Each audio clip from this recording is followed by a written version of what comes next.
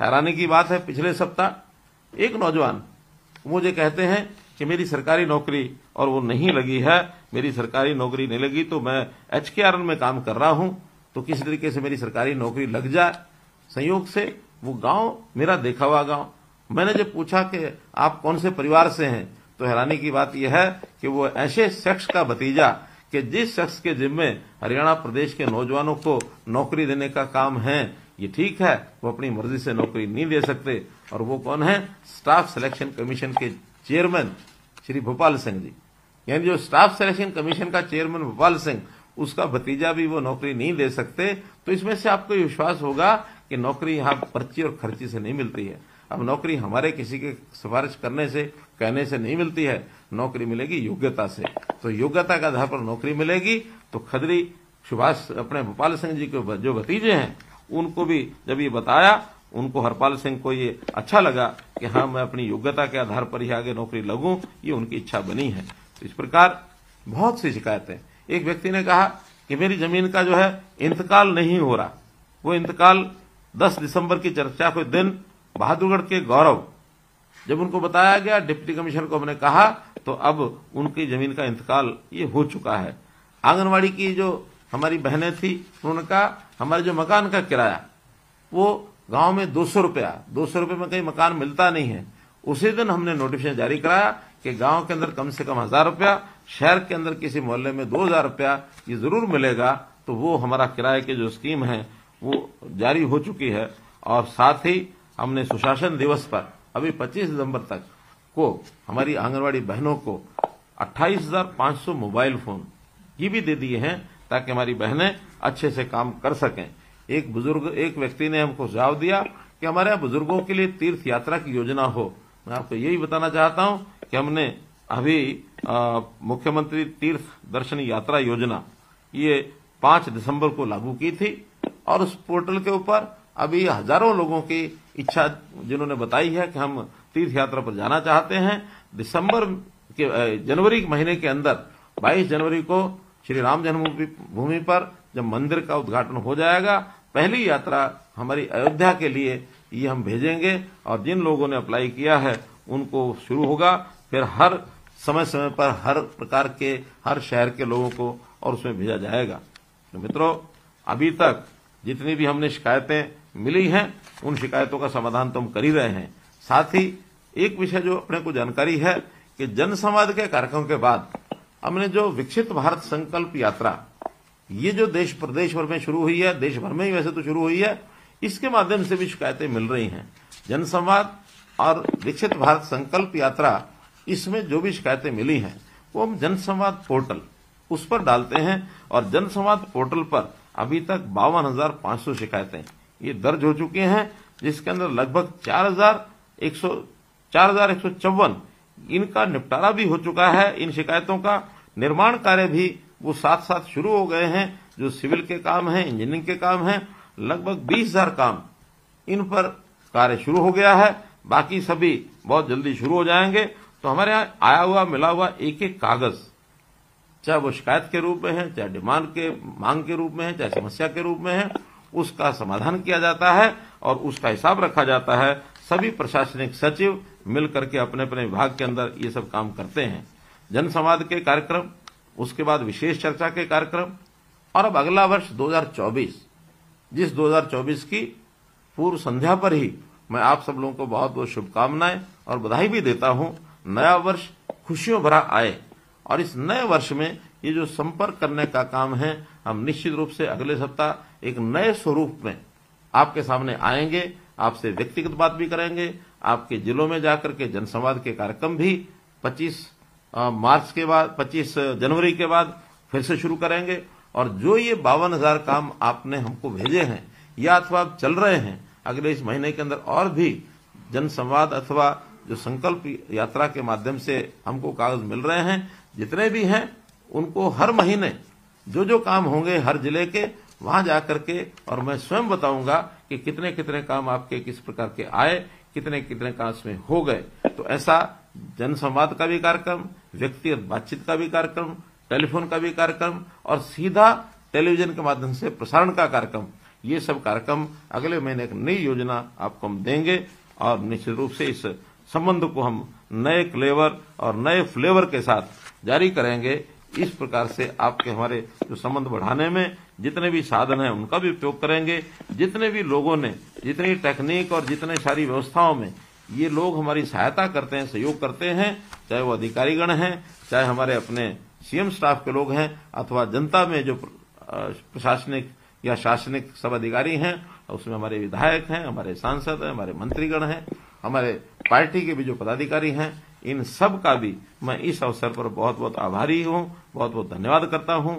सभी deputy commissioners जिन्होंने समस्याओं के समाधान में जो हमने उनको समस्याएं दी हैं उसका जो प्रत्युत्तर दिया है, उन सब का भी बहुत आभारी हूं और आशा करता हूं कि इसी गति से, बल्कि इससे भी तेज गति से जनता के काम, क्योंकि जनता हमारी है, हम जनता के हैं, हमारा एक परिवार है, परिवार के हर सदस्य की दुख तकलीफ को दूर करने के लिए हम सब अपनी अपनी भूमिका निभाएंगे।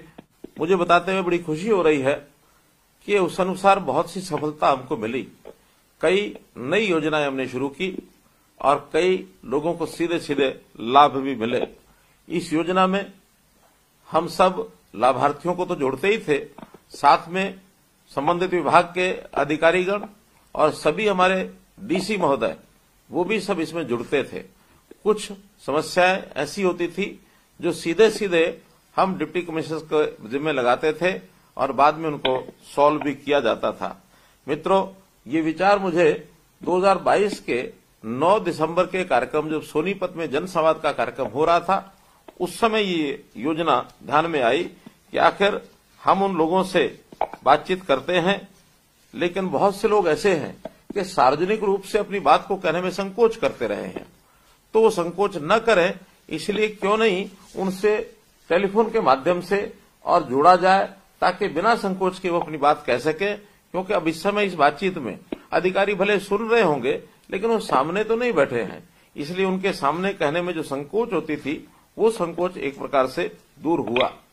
हमने इससे पहले भी एक कार्यक्रम चलाया था हरियाणा की बात, और खास करके कोविड के दिनों में जब मिलना जुलना लोगों से थोड़ा वर्जित था, थोड़ा कठिनाई थी, तो उस समय टेलीफोन चैनल्स के माध्यम से, टेलीविजन चैनल के माध्यम से मैंने लगातार हर सप्ताह, और हरियाणा की बात इस नाते से आप लोगों के साथ में आता रहा, मिलता जुलता रहा।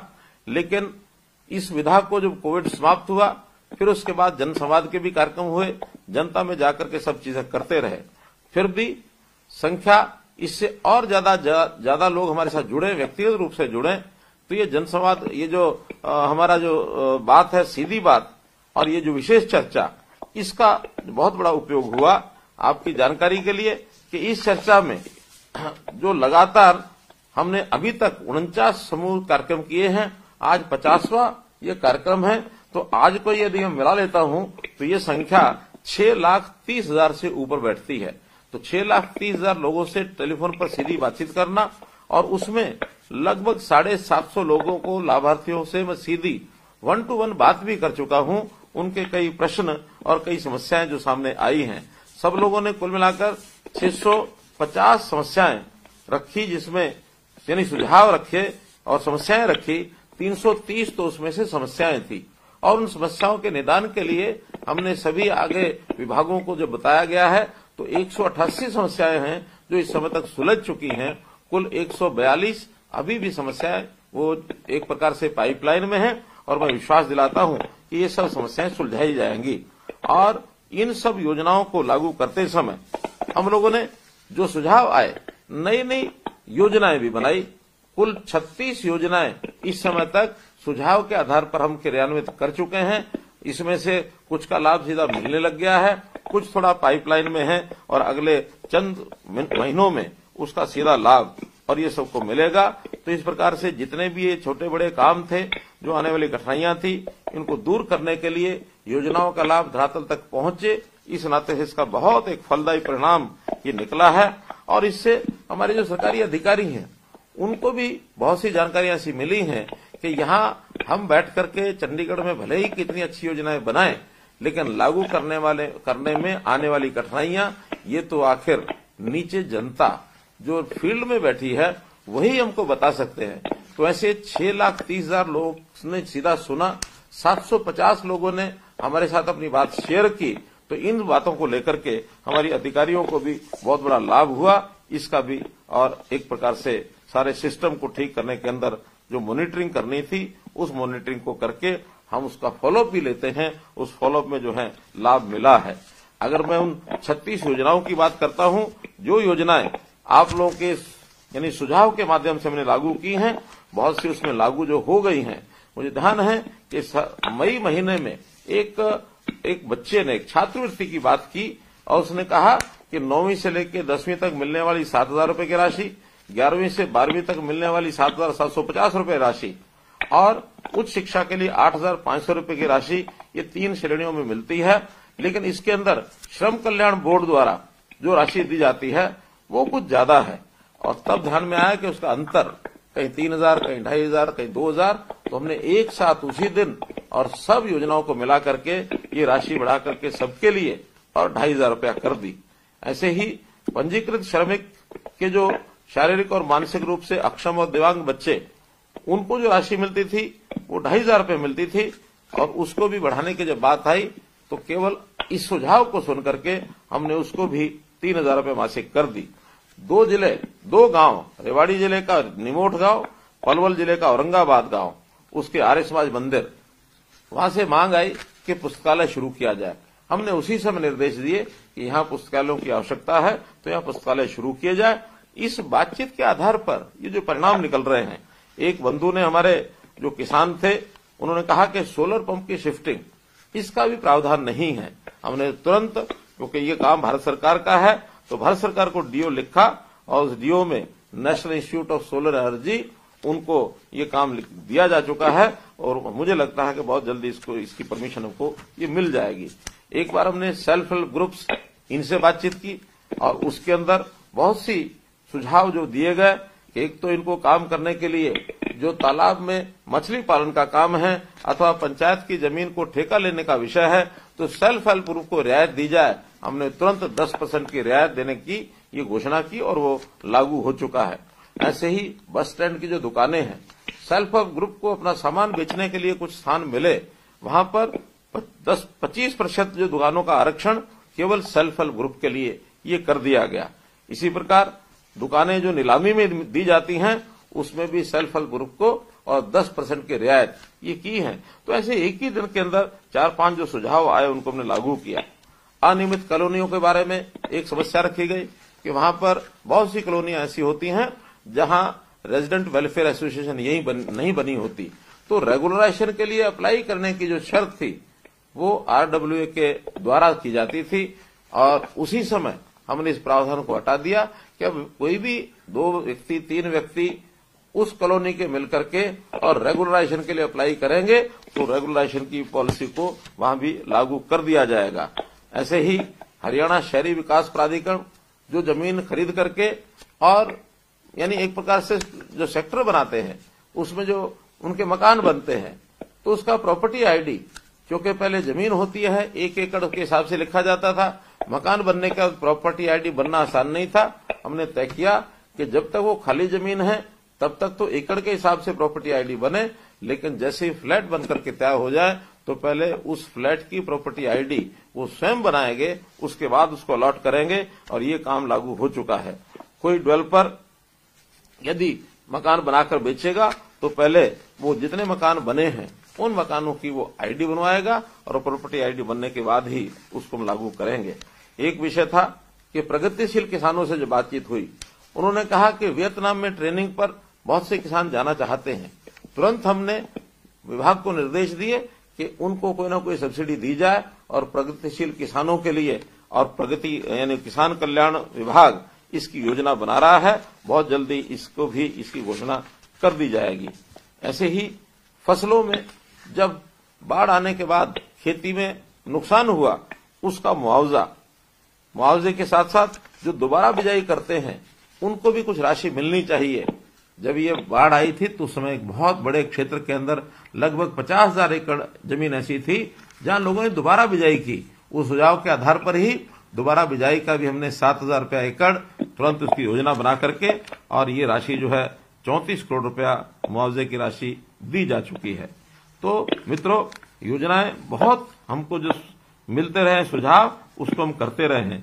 एक बार डिपो धारकों से मैंने बात की, डिपो धारकों ने कहा हमारी कमीशन कम है। उसी क्षण उसी कार्यक्रम के अंतर्गत हमने घोषणा की कि अभी जो 150 रुपया यानी प्रति क्विंटल जो डिपो धारकों को कमीशन मिलता है, उसको बढ़ा करके 200 रुपया प्रति क्विंटल किया गया है।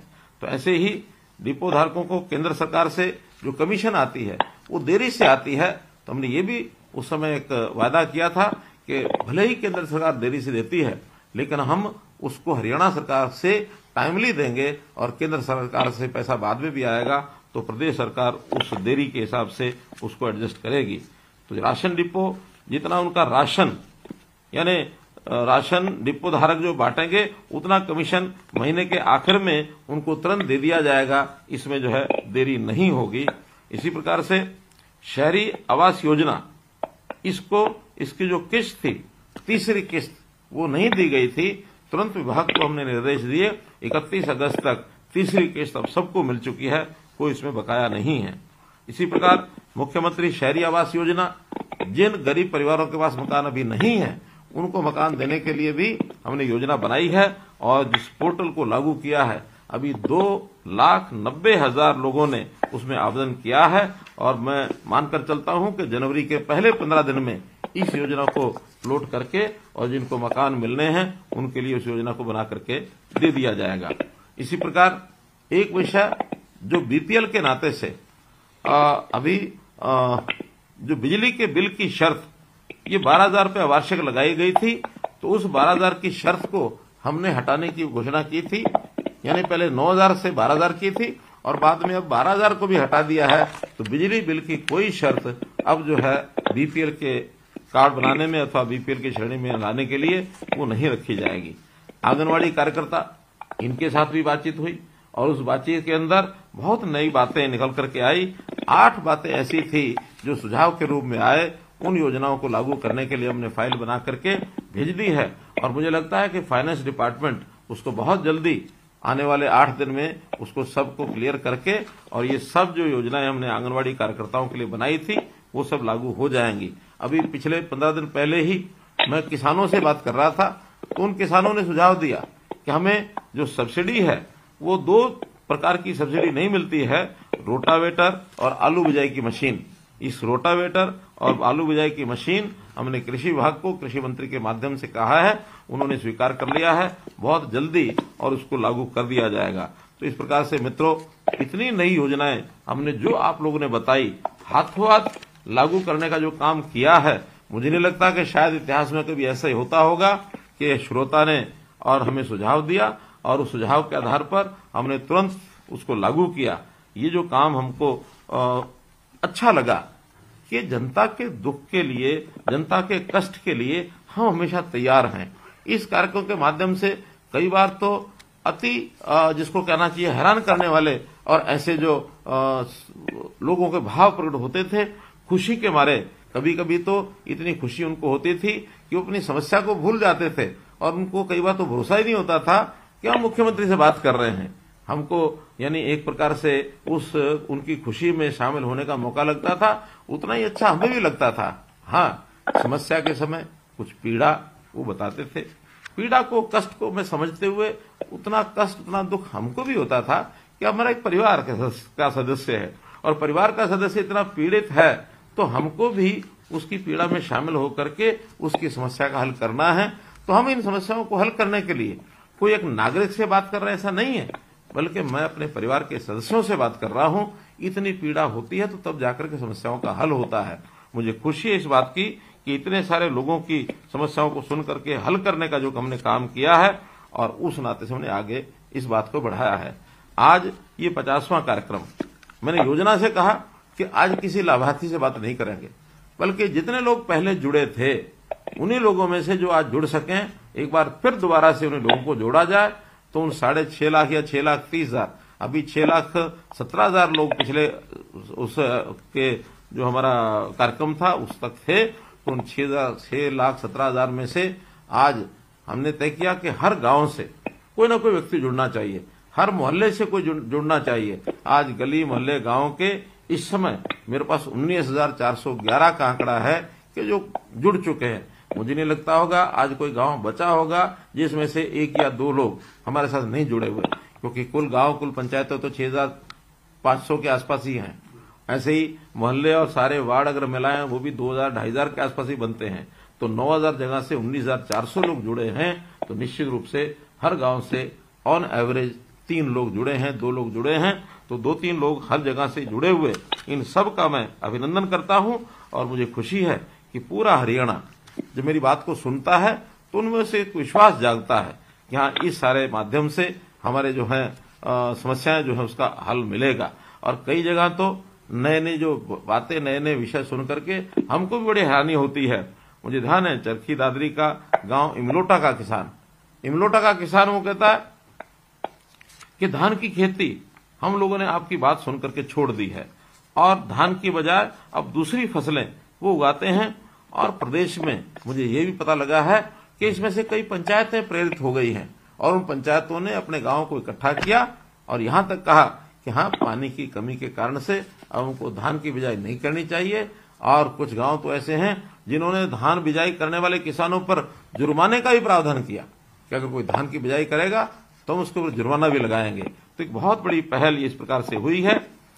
कुछ लोगों ने जो शिकायतें की कि किसी का राशन कार्ड नहीं बना है, किसी का आयुष्मान कार्ड नहीं बना है, गांव पिछोपा के दिलीप सिंह, उन्होंने जब ये कहा कि मेरी जो आय है वो कम है और मेरा राशन कार्ड और आयुष्मान कार्ड नहीं बना है, जैसे ही डिप्टी कमिश्नर को बताया तो मुझे बताया गया है कि ये उसके दोनों कार्ड बन करके उनको मिल गए हैं। ये तो उदाहरण मैं दे रहा हूं। तो ऐसे बहुत से जो विषय हैं सुन करके और उसमें ये विषय आए हैं।